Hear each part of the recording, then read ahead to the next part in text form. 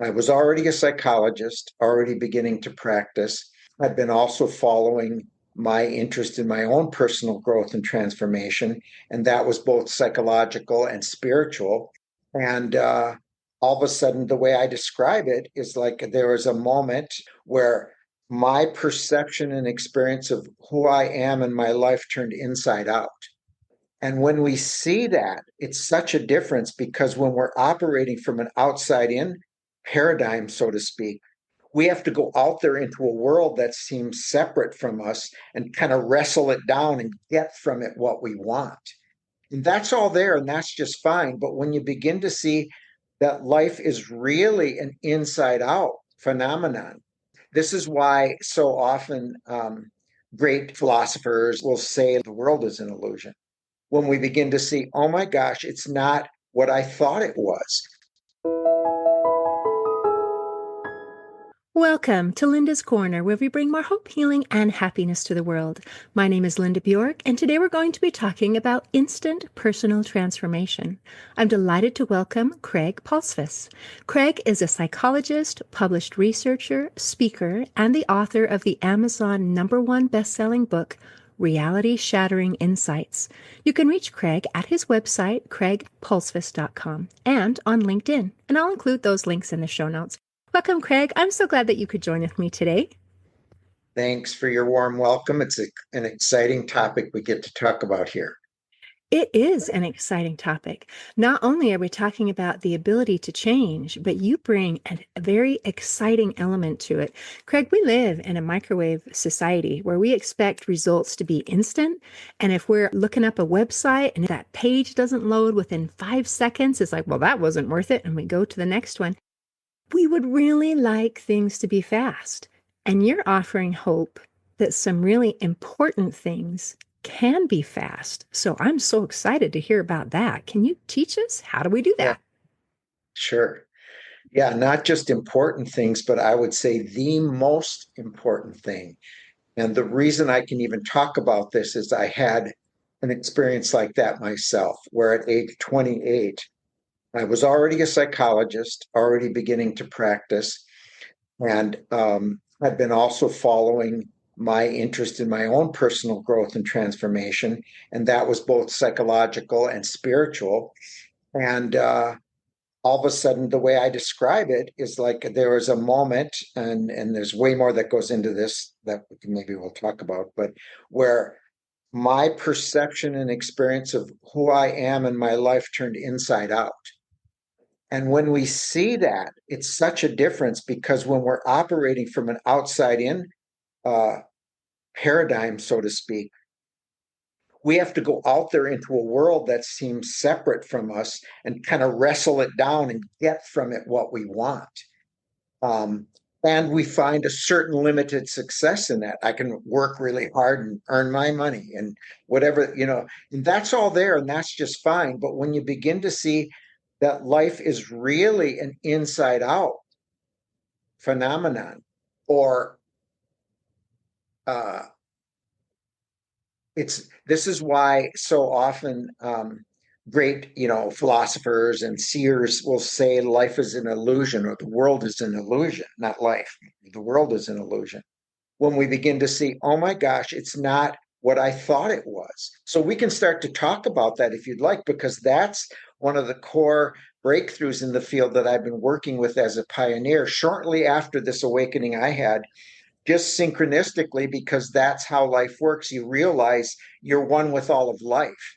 It's all working together and it's working for you. And then it's like that's so hard to believe. But when you start to see it and feel it and see it working, you begin to relax more, of course. You begin to let yourself receive it. You begin to let yourself receive negative experiences because I used to resist those, but why don't I just see what they have for me here and see the blessing in disguise, so to speak. And pretty soon you're operating more and more in a flow state and feeling better and doing better. And life feels like you're in synchronicity with it. So I synchronistically connected very shortly within a year or so after my own awakening with a breakthrough in the field that was just emerging, that now has gone all over the world. producing amazing results. And part of the breakthrough is just simplifies our understanding of how we operate as human beings, and makes the process way more enjoyable and interesting and painless. Um, and so I synchronistically connected with that state, decided, oh, because I was thinking about leaving the field because of what I had understood, that I wasn't doing the old way, taking people into their painful past and making them relive it. No, there's a better way. And then that I joined a few other psychologists who were aware of that, and it's not in the mainstream though, but this is part of my joy, to bring it out there and tell people about it, and it's getting out there more and more and more. So if there's any of that you want to jump into, Oh feel free. gosh, yes, we want to talk about lots of it. And I think it's kind of cool that stuff is not in the mainstream. I love that there's more than one way to do things. Yes, And I especially these love things days. that work. Yes. I love Yes. things that work. And if they work fast, oh my gosh, even better. So if I'm going to go back, I'm hearing that the big difference, the aha that changed everything, was a transformation in the way that you think, the way that you see from the inside out. Whereas the mainstream, the standard understanding is the outside in. So I would love to, let's just pause for a second in the story and talk about this thing. It is so normal and common for people to say something like, I will be happy when. And it's, I will be happy when I look a certain way. Maybe I'm a certain size. Maybe I have a certain house or a certain car, or I have a certain partner. I've got something from the outside that will bring me joy. And the crazy thing is, I've talked to so many people, Craig, who have felt that way, done that, achieved the thing of the when should have come, and it didn't bring what they were hoping. It doesn't work, right? It doesn't work for what your primary aspiration was, whether you were aware of it or not, that fulfillment, that peace, that joy. It works on the surface. Oh, that was a good meal, or that was a good relationship, or whatever it is. But that's had a beginning, middle, and an end. And it's not us. We forget who and where we are, so to speak. We're looking for ourselves on the outside in this outside in dynamic that you're talking about. With this, the inside out, one thing is it gives more control and power over our happiness because it comes from here, which I think matters a lot because sometimes the outside things don't come. And another Yes. thing that I thought was fascinating is you talked about that when you feel that transformation from inside out, that even the negative experiences weren't awful. You saw them as, oh, this is an opportunity for growth. And that I think is also huge because we cannot necessarily control the circumstances in our life or in the world or whatever. But when we are inside out, then we are okay regardless. And I think that that is liberating. Totally. And you've opened up so much there that uh, it's so understandable how we get caught up in this dynamic, because we come into the world operating as the true dynamic of the world is inside out, meaning, let's talk about human consciousness. We're a little baby, we're born, and we all of a sudden we wake up to this experience that we start having once we're in a physical body and we're born. And it's engaging. It's fascinating. It's sensual, and then eventually mental and emotional and all this stuff that happens. And it's like this most fantastic movie that we get caught in. And so we innocently get distracted, and we get reinforced with society, with our well-meaning parents and our society saying, yeah, to be a success and to be happy, get this degree, get this, make this much money, be this kind of a person, you know, even a good, like a good moral religious person or whatever it is.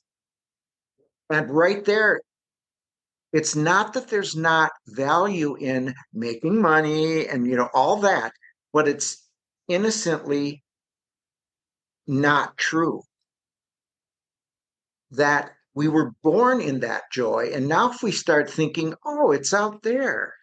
I remember when I was about 5 or 6 years old, I started to become aware that I was losing the feeling of joy of living by growing up and going to school and starting to learn and do what my parents told me to do, which I accepted. But I remember thinking, oh no, growing up means if it means I'm going to lose this feeling that I like feeling in life, I don't want to grow up. But I couldn't stop it. I just got, let's shift to that movie metaphor. So we've all been in a movie theater, sat there and looked at the movie, and we let our attention get so absorbed in the movie that we forgot we were in the theater and we were just in what the movie was about, right? And was coming alive to us mentally, visually, emotionally. We're engaging maybe our body, even we'd breathe faster, our heartbeat would beat, whatever, tears, whatever it would be. Now it's all a mental construction, isn't it? And we do that for the fun of it, usually, right? We want to lose, take a vacation maybe from our stressful life, and we want to go to a movie and have fun. So, but that scenario I just described is happening in every moment of a person's life. And when we're reminded, like through hearing a conversation like this, we might go, oh, yeah, but we kind of forget it. So let me describe this further. So there's a part of us that's in the theater watching the movie and it's completely fine. And it knows nothing on the screen can affect me. It's just a movie. It's just an illusion, meaning not that it's not real, but it's not what it appears to be. So there's this part of us that is always is at peace, at home, right inside of us, right in the now. And then if we don't understand that and see the value and feel the value of that, we'll get caught up in the movie. And this is one of the big breakthroughs we share in this psychology is that, well, it's obvious where you put your attention, that's what you'll experience. And that's where your thinking and thoughts will go. So you put your attention in the movie, oh, the outside has my answers, has my happiness. And so, of course, it makes total sense that we'll go out there and try our best to extract it. And then there's two ways that we realize it's not there. One is we fail. I just can't seem to get it. Or, like you said, we succeed and we go, oh, I mean, I'm glad. I'd rather have money than not, but there's still this emptiness in me. Or thirst or whatever. For me, it became a burning thirst, a feeling of something needs to be quenched that isn't being. So just through this reminder of, oh, wait a minute, like I'll give you a practical kind of example that often comes to mind. So person's in rush hour traffic, they're getting all stressed. It's like, yeah, it's always this way. I get in rush hour traffic and I'm stressed and the traffic stresses me out. That's the thought. And then maybe they hear a conversation like we're happening and it pops into their head. Wait a minute, that's the movie. I can see the traffic is not actually stressing me out. It's how I'm looking at it and thinking about it. Because I've been in rush hour traffic and been just fine. I've even been in rush hour traffic and been delighted because now I have a legitimate excuse to not go to a meeting and do something I didn't want to do. Right? So it's like, oh my gosh, I'm the architect of my own reality. I just didn't realize it. And once you start to see, I love this about human consciousness is that we can't unsee what we've seen. So any little glimpse of it here will stick in a person and will come to their rescue when they need it. And more and more and more, the more they expose themselves to it and in essence remind themselves of who they really are, not even realizing that that's what they're doing, if that makes sense. And this is another big truth that's taught in this psychology that's called the three principles, by the way. And that's that we're not feeling our circumstances, we're feeling our thinking. So I was feeling who I thought I was. And in a nutshell, at and before age 28, I was a kind of an all-American boy. Grew up for till I was 12 in a small rural town, then went to the city when my dad was transferred, lived in the suburbs, got a good education, had a good family, good Christian family, raised in Sunday school, was good at school, double major in college, went on to two advanced degrees beyond that, where I became a psychologist and a clinical social worker for a number of decades. I'm no longer that. I was an athlete. I played soccer. I did well at pretty much anything I wanted, had a beautiful wife. I got married when I was 21. Why am I not able to be satisfied in the depths of my soul or in the depths of me? And I started to feel like this is a curse. I'm flawed. Logically, this doesn't make sense. But it turns out that thirst was actually my best friend. It was me deep down saying, no, you're not that. That's not enough. There's more for you. That's more fulfilling and more peaceful and satisfying. And so I just acknowledged it. And I would encourage your listeners who are resonating with this, like maybe what you're suffering with actually is your friend because it's compelling you. It's you on another level saying, solve me. There's an answer to this. What if you related to your problems and your suffering and your anxiety as not something to resist, because then it'll persist, but something to relax with, receive, let yourself feel, let yourself reflect, go into, I don't know, but I'd like to know, is there something more that this is trying to show me that's actually on my side? And I guarantee that will lead from anywhere from small insights to life-changing insights. So some people hear this and understandably think, oh, I need to do positive thinking. I need to feed my mind positive thoughts in order to feel positive. But what you begin to realize is, no, you're just trying to think yourself out of your negative state, and it's the thinking itself that's creating the problem.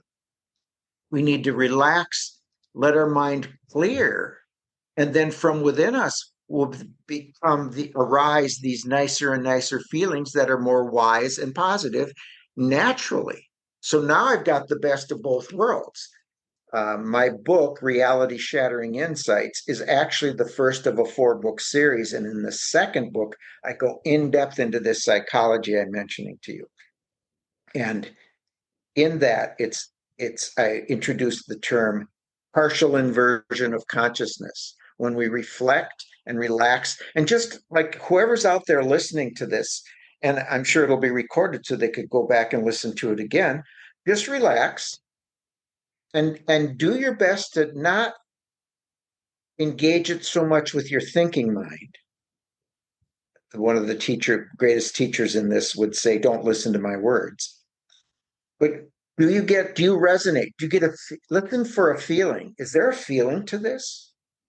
Like right off the bat, when we met, there was ooh, this is going to be fun. This is, has a good feeling to it.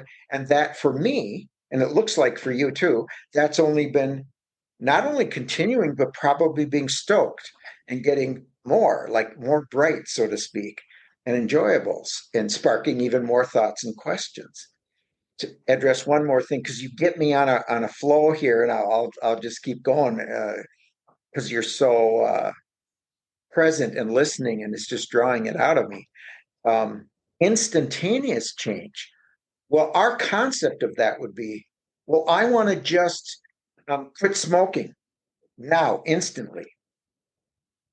Is that possible? Well, actually, there are people who have had spontaneous remission from cancer and from addictions. And what is that in a human being that could there be spontaneous remission? let's explore that. I've had clients, given that example, this comes to mind, who was in the first few years of my using this understanding decades ago. And I was meeting with this client individually. And it was not for quitting smoking, but she happened to be a pretty heavy smoker. And she attended a group. We had groups back then. And we were done with the group. We came out of the room. She glanced over, and back then we used to have ashtrays in the waiting rooms. You never see that now, right? And she looked at it and she said, Craig, guess what? She said, I just realized I don't smoke anymore. I didn't quit. I just don't smoke. And then when we talked about it privately, what it was, to boil it down, was as she was understanding what I was teaching, she was getting out of her busy, troubled mind and calming down into her wise mind, her her through healthy, innately healthy mind, and feeling how good that felt. And like I said earlier, you can't unsee what you've seen. So that was sticking more and more in her life. And she was finding herself living in this nice feeling more and more of well being, mental and emotional well being. So when would she smoke? He would smoke when she was stressed and wanted to calm down. Now, less and less and less is she getting stressed. So it doesn't occur to her to smoke. And she doesn't even notice that she's not smoking as much until she looks at that ashtray. So the degree of powerful instant change could be a beginning down that road, which would be wonderful, or the whole way. And actually, the person who sparked this whole new understanding in the field called the three principles came out of he was a welder, not a psychologist. His name was Sidney Banks. And he, in a short conversation, had this major awakening, and it changed him so much that he began to share it with others, and their lives changed. And then some psychologists heard him and they went, oh my gosh, we have to bring this into the field. And the simple thing he heard is, or was, he was bemoaning to a friend of his how insecure he was. And he had all his reasons. He was unloved because he was adopted. His own parents gave him up. He had to drop out of school before he could graduate because his poor family needed him to work to earn money. And he had some other reasons. He was very insecure. And his friend stopped him and said, Sid, I've known you for years. You aren't insecure. You just think you are. And for some reason, he heard that so deeply that whole script of outside in flipped for him. It was like, oh, those outside things weren't what was making me feel so badly. It was how I was thinking about them. And everything began to change and unravel so that his old self just kind of fell away and became a new person who he really was all along deep down. Does that make sense? Wow. Isn't that beautiful that a simple statement was enough for his awakening? Right. That you are not insecure. You just think you are. And isn't that fascinating? So I love that you added some clarification of what maybe our expectation can be for an instantaneous change. You gave it a couple different options. One is it's the awakening, and now I have a new direction. And another could be an awakening, and I have maybe some miraculous result. I don't smoke. I didn't quit smoking. I just don't smoke. So it can be either of those type of things. So when we're Yes. And hoping for our anywhere on a own, whole spectrum like that. exactly. So I think that's important so that people are not disappointed with their own instantaneous change. If it's okay, I would like just to touch a little bit more on what you said were three principles. And one was that it's not about, let's see, we're not feeling about our circumstances.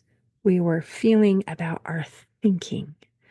And I Yes. think that even matches in the case where you said, I'm not insecure, or you're not insecure, you just think you are. Yes. So is that kind of what that would all be looking like? I mean, you're discussing concepts that can create massive change and in a way are very simple.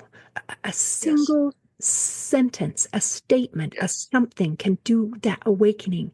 And yet it can be so foreign to our thinking Yes. that it is not easy to So believe the that. right. And the wonderful thing is you don't have to believe it. All you have to do is be open to the possibility in your mind and not believe it. Like just be open. And also let that feeling inside of you, deeper in you, that thirst for peace, that thirst for that, whatever you want to call that feeling of, oh, just right, I've arrived. And I found a way to arrive that I can stick. Now, what most people do is they find it more and more and more and more, and then they go over a threshold where now I'm there. That was kind of my story too. Um, like anybody in your audience right now, just kind of that you're not insecure, but you think you are. You aren't who you think you are, and you're not who you felt you are. But I felt it my whole life. How could it not be true? Because you've been feeling your thinking. Go before your thinking and see if you can feel who you really are. And if you do, guess what it'll feel like? Just So right. good. Yeah. Oh, it'll feel like that's me. I knew it all along, but I kind of forgot. And now I'm getting back in touch. One way I like to say it is when we're looking out of our eyes visually, it's back to the movie metaphor too. We're looking at all the visual things and we're looking, I turn right, I turn left, I see the sun, I see the trees, I see you on the screen here and I don't stop until we talk about it maybe or it occurs to me to go, oh wait, what's behind my eyes looking through my eyes that's allowing me to see and turn right and turn left and decide I like that, I don't like that, and I'll eat that and I won't eat it. There's something behind my eyes, there's something behind my thinking that's coming up with my thinking. And that's me on a deeper level. And the deeper I get in touch, I find out, oh, that's imbued with wisdom and love and clarity innately. It's been in there all along. Wisdom, clarity, love. Those are some pretty nice things to have as the basis, Yeah, where it's just, I am okay. Not I am okay if, I am okay when, I would be okay if, but I am. right, right. That's amazing. Oh my gosh, this whole thing has been just, it's simple and mind bending at the same time, where it just kind of like, okay. You know, this is not the instant fix where you take a pill and it's done. This is an instant fix where we need some buy-in. We have to be able to overcome some, uh, what would the word be? Just the tradition. This is the way that things are. Belief. We need to be willing to not disbelieve everything we felt our world and our reality is, but just suspend it. Just like, well, maybe there's something I haven't seen or understood yet that I could. And that creates a space for an insight, whether it's a little insight like I have no clue what they're talking about, but there's kind of a nice feeling to it, to what happened with Sid. He changed so much. The stress went out of his body. His facial features changed subtly. His voice got deeper. He didn't even realize he looked different until he went back to work because he was on vacation when this happened. And people at work, where he was opening his locker, he worked in a factory, he was a welder, said to him, what are you doing? And he said, what do you mean, what am I doing? I said, that's not your locker. And he goes, yeah, it is. And the guy comes over who had worked with him for a decade at least, and said to him, Sid, is that you? And he goes, yeah, why? And he goes, what happened to you? Because he looked so different. Wow, so different that people didn't recognize him. I hope it was a good different. Oh, yeah. Oh, yeah. Well, if you saw him, he's no longer alive now, but he looked like an attractive, ordinary person. Just by his looks, you wouldn't necessarily see anything special. And yet he sparked Yeah. an interest that caught a lot of people. And now Yeah. it's something that Yeah. you're working with. Oh, that's amazing. Yeah. Yeah. Okay, Yeah. Craig, is there anything else you want to make sure that we cover before we close today? Well, obviously you can tell it can open it. It has implications for addictions, for mental health, for leadership, for optimizing life, for personal transformation. For we could go the whole spiritual direction if you want, but we don't have time here. So I guess I just would like to thank you, and because this is just so fun, and I love it. You can tell I'm doing this because it's me. Yes, I'd like others to hear about it through my book and other ways that I can share. And um, but even if that doesn't happen, I've fulfilled my own heart's desire to just live it and share it and let it like a plant that puts out its seeds and then it just has to let go and see where the seeds go and where the fertile ground is that they sprout and others that won't sprout. Um, so let me wrap up. My book is called Reality Shattering Insights. Just put my name or the book name in Amazon and it'll pop right up. It's the first of a 4-book series where I lead people. The first book, I want to make sure that I say this. I explained at the beginning of the book that I'm not just going to talk about that this can happen with human beings, but I'm going to actually try to facilitate it in the book for the reader.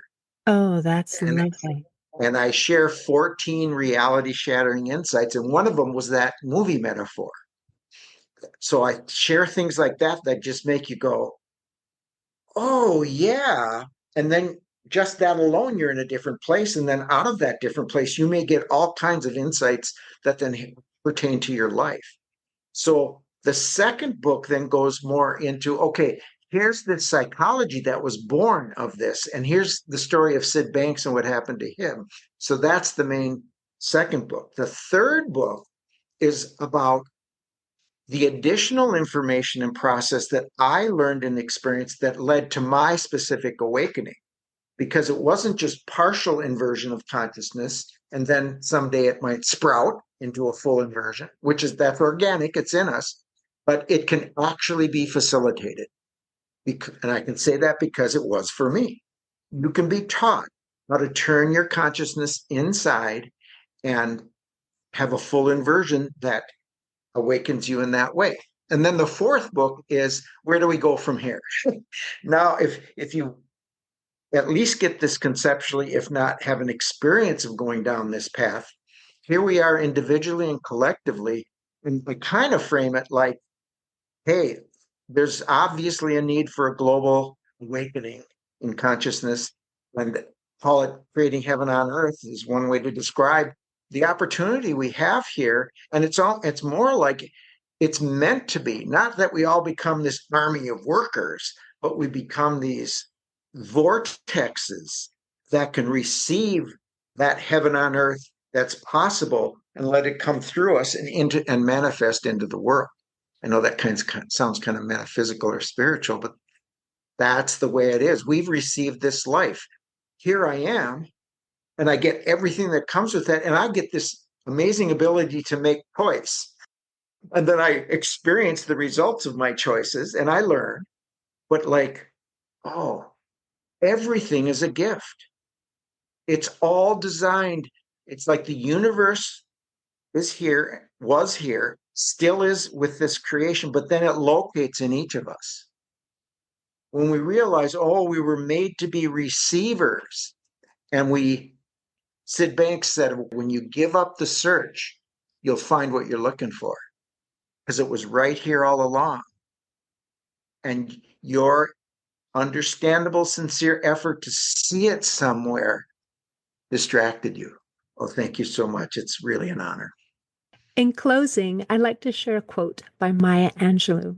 She said, "We delight in the beauty of the butterfly, but rarely admit the changes it has gone through to achieve that beauty." Today, I invite our listeners to embrace the change that leads to personal transformation. See you next time on Linda's Corner. Thanks for tuning in to Linda's Corner podcast. If you enjoyed this episode, please subscribe and share it with your friends to help us inspire even more listeners.